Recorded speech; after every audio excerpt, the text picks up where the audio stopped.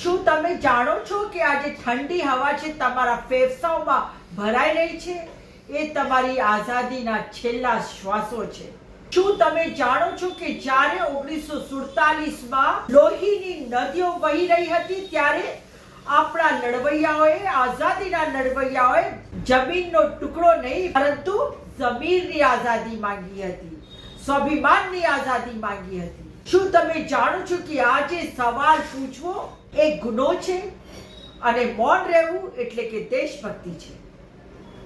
તો સાથીઓ, આજે આ તમામ વિષયો પર ચર્ચા કરવાની છે આઝાદીની આ સિરીઝમાં. ચાલો જઈએ ડર્યા વગર, ઝૂક્યા વગર અને ગભરાયા વગર જાણવા જોગમાં. નમસ્કાર, હું રત્ના વોરા, અમદાવાદ, ગુજરાતથી.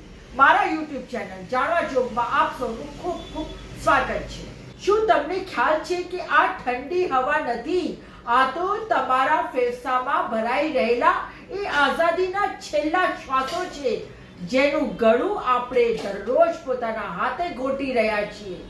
1947માં જ્યારે લોહીની નદીઓ વહી હતી ત્યારે આપણા પૂર્વજોએ જમીનનો ટુકડો નહીં પરંતુ જમીનની આઝાદી માંગી હતી.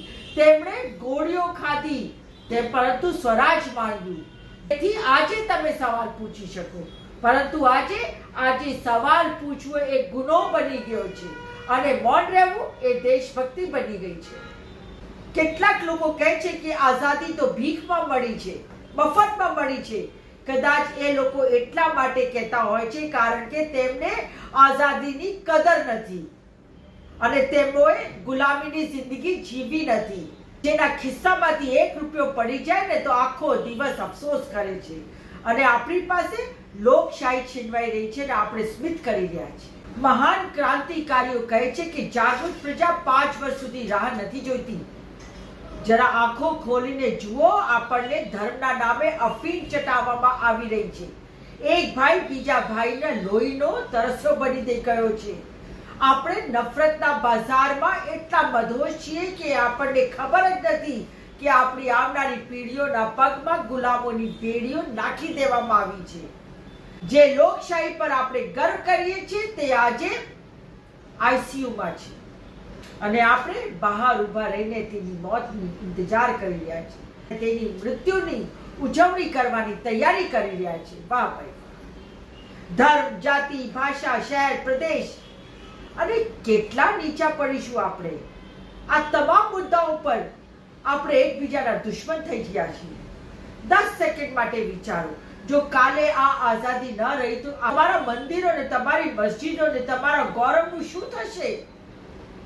કઈ જ નહીં બચે સાહેબ, કઈ નહીં બચે. માત્ર રાખ અને પ્રસ્તાવો રહેશે.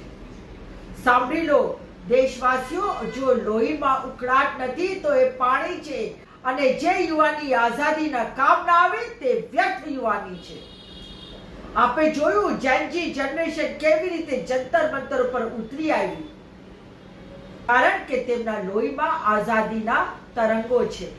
આ તો છેલ્લી તક છે સાહેબ. કાં તો આજે તમારી આઝાદી માટે કે જેમ જેનજી જનરેશન ઊભી થઈ તેમ ઊભા થઈ જાઓ, નહીં તો ઇતિહાસ લખશે કે જ્યારે દેશનું ગળું ઘોટવામાં આવી રહ્યું હતું ત્યારે તમે નફરતની ચાદર ઓઢીને સૂઈ રહ્યા હતા.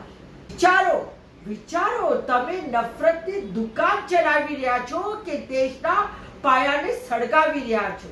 જય હિન્દ. તો સાથીઓ, આ વિડીયો પર આપના કમેન્ટ જરૂર કરજો અને સાથે સાથે આપ મારા યુટ્યુબ ચેનલ જાણવા જોગને સબસ્ક્રાઇબ કરો, શેર કરો અને એને લાઈક કરો. આપ મને ઇન્સ્ટા, ફેસબુક અને એક્સ ઉપર પણ ફોલો કરી શકો છો. ફરી મળીશ એક નઈ વાત સાથે આઝાદીની આ સિરીઝમાં. ત્યાં સુધી નમસ્કાર.